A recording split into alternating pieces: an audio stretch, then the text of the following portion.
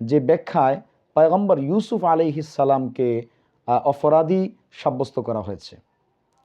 এভাবে যে তিনি এখানের ব্যাখ্যাটি এভাবে করেছেন যে शैतान ने यूसुफ अलैहिस्सलाम को यूसुफ अलैहिस्सलाम के रब की याद भुला दी। उसके बाद यूसुफ अलैहिस्सलाम आरसा जेल में रहे। এখানে তিনি ব্যাখ্যাটা এভাবে করেছেন, শয়তান ইউসুফ আলাইহিসসালামকে তার রবের স্মরণটা ভুলিয়ে দিয়েছে, ফলে তিনি দীর্ঘদিন পর্যন্ত এই কারণে জেলে থাকতে হয়েছে।